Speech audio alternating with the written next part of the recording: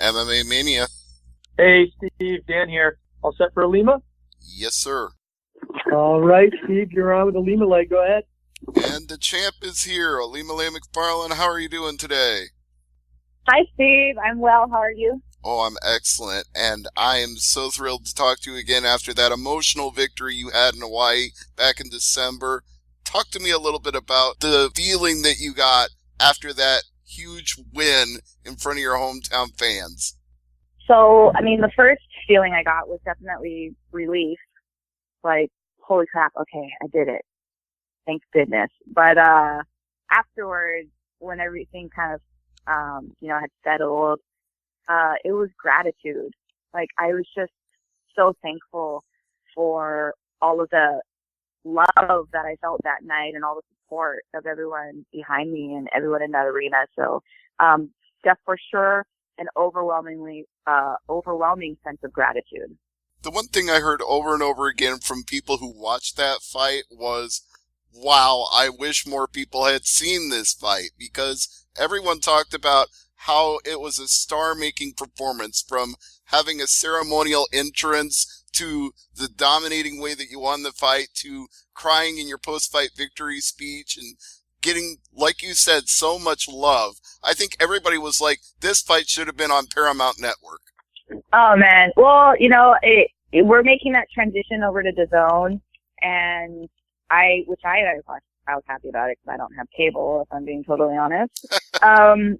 But yeah, I thought that DAZN made it very accessible, though. I think just people need to be a little bit more resourceful and figure out how to watch the fight and type into Google how to watch Bellator Hawaii. But no, I wasn't too happy. I wasn't. I know what you're saying, though, that you wish just a lot of people were able to see it. But I think that moment was kind of it was set in stone. It was set in history. It was an iconic moment, and you can still watch the playback. You can still find it on social media and everything.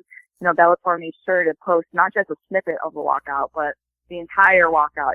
So I think don't worry, if people are good enough with technology, they'll be able to find it and rewatch it. My dad just watched it last night, he told me. So yeah, it's out there. Well, what did your dad think? How did he feel when he saw it?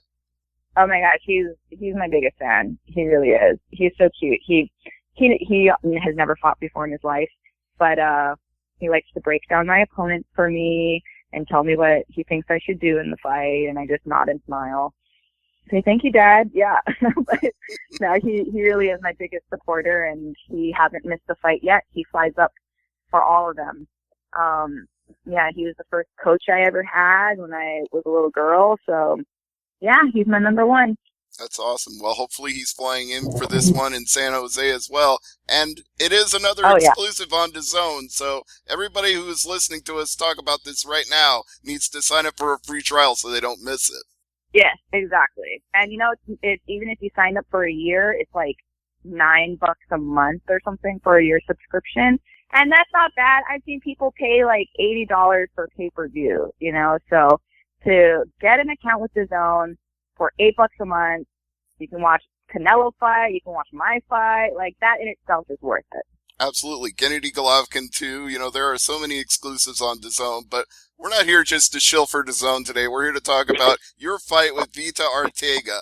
So with this opponent, she's improved rapidly over her last couple of fights. Got a really nice submission win over Denise Kielholtz. What do you think of Arteaga and where she stands right now? Oh, I think, I think all of my opponents are dangerous, but I think she is the most dangerous opponent that I will ever face up to this point. And I say that because she does not care about getting hit. She does not care who's standing in front of her. She does not care about the bright lights. Nothing intimidates this girl. And she's going to be the most aggressive fighter that I've ever gone against. So, if you guys don't know who Vita Arteaga is, you're going to know because this girl brings it. Well, if they don't know, they should definitely go back and watch that Keelholtz fight because I can't stress this enough. She went in there with a world-class kickboxer and, as you just pointed out, showed no fear in that fight and then seized the opportunity the moment that Keelholtz shot for a takedown. She was like, oh, that was a mistake. I got her now. Exactly. Yeah. So she's not gonna let the fact that I'm the champion or the fact that we're co-main event. She's not gonna let any of that affect her. Do you feel there's any symmetry to this fight being it would be your 10th win, perfect 10-0, and you're a 10th Planet Jiu-Jitsu ace? Oh, I have not even thought about that. Oh, well, I guess now, yeah, and I'm really big on signs and synchronicity. So now that you say that, I think I'm gonna start pushing that. It's the budding numerologist in me. What can I say? Yeah. Yeah.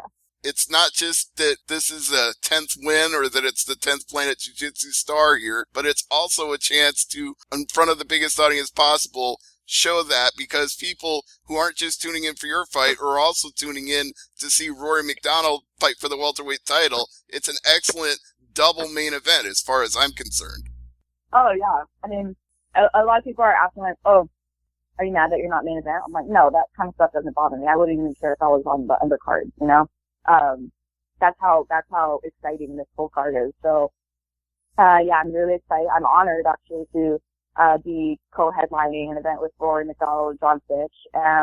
Yeah, I'm excited. I'm also excited to see 50 Cent. He gave me, so 50 Cent goes to all the fights, that are part of the tournament. And so he was at Bellator Hawaii, and he gave me his winner's only champagne bottle. So, yeah, I'm looking forward to popping some bottles with him backstage as well afterwards. I was going to ask you that anyway. I was going to ask if he had promised you a bottle of Le Chemin du Roi after this fight. So it sounds like there's one already on ice. Yep, that's it. It's pretty good, too.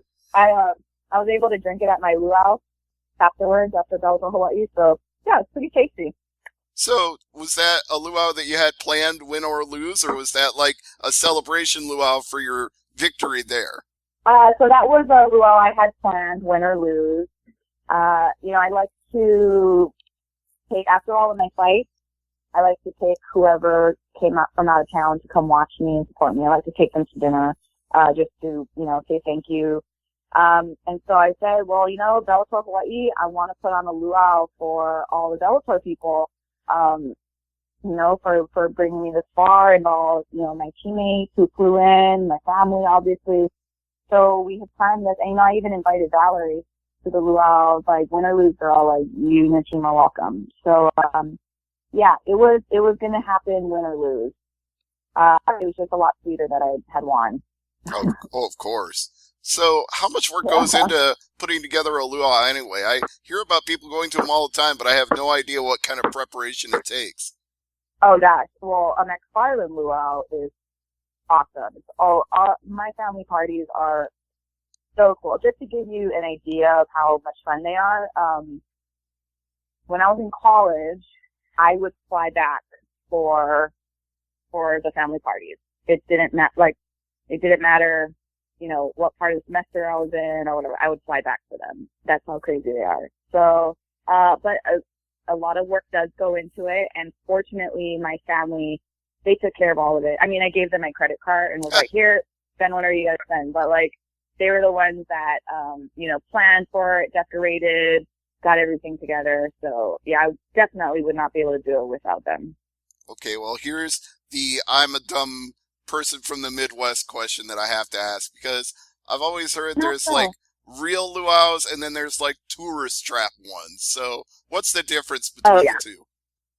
Okay, so I would say that a real luau is one that's put on by a local family. So, for example, a big celebration that we always do luau for our baby's first birthdays. So a baby luau.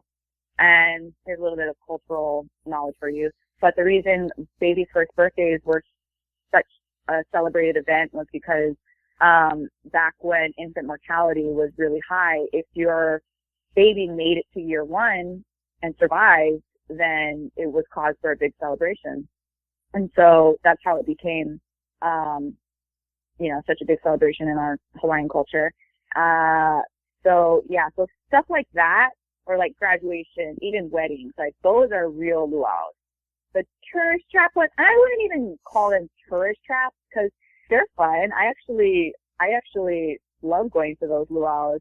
But those are the ones that you'll find like, at like Waikiki, with the dancers and, the catered food, stuff like that. But honestly, those are still really fun, but you're just going to have a lot of tourists there. You're not going to have a lot of locals there. And the local luau's, they go to all hours of the morning, so if you want to party, go to a local luau. Come to Bellator, Hawaii. Yes, and you'll come to a real luau. But speaking of which, have they told you they're going to come back again to the Neil S. Blaisdell Arena and do another show?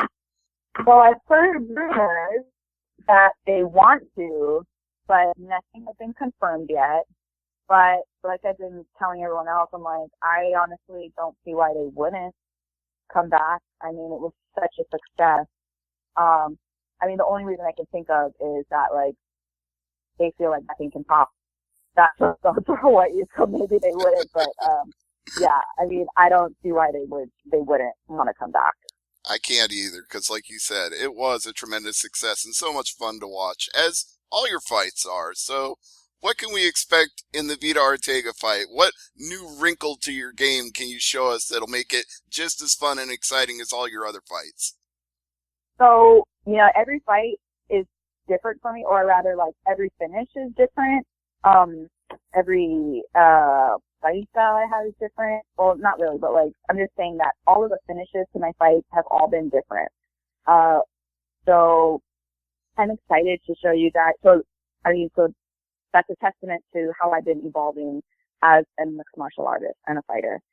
And so I'm really excited for this fight, not only because Vita's a great opponent, but I'm excited to show you guys what I've been working on in these past 4 months and how I have evolved as a fighter.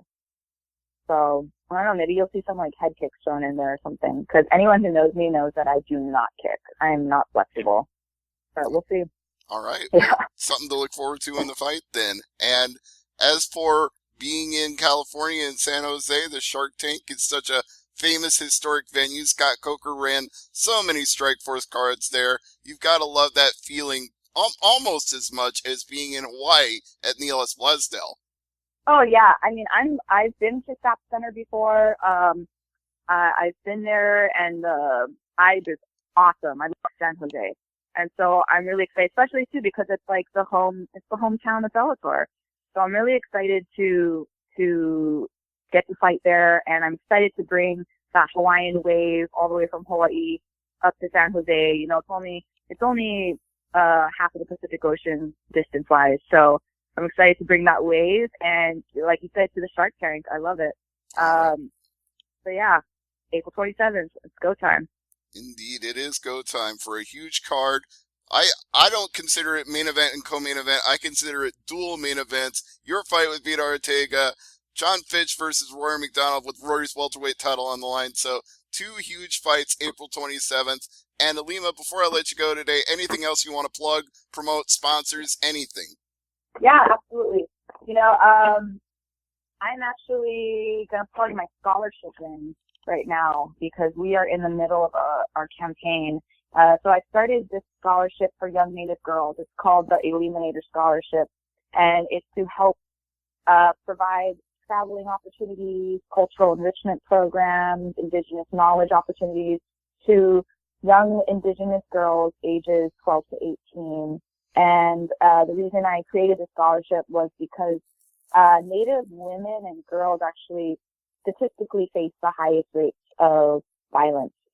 And there's a recent movement called the Missing and Murdered Indigenous Women movement that I'm really passionate about. So I just wanted to bring awareness to it. So if you folks would like to possibly donate to a scholarship or just spread the word, if you guys know any qualifying candidates, you can find out more information at nativelikewater.org or just Google the Illuminator Scholarship and it'll pop up. And I'm sure if they follow you on Twitter at Illuminator, you've also got information about it on there. Yeah, absolutely. I'm also on Instagram. All of my social media handles are at Illuminator. Fantastic. Ilima, thank you again. I always appreciate talking to the champ. It's so much fun when I get a chance to converse with you about fighting and luau's and everything else. So please have a great fight here at Bellator on April 27th. Thank you so much. I'll talk to you later. It was a pleasure. Yep, always a pleasure. Thank you, and thank you, Dan, as well. Thank you.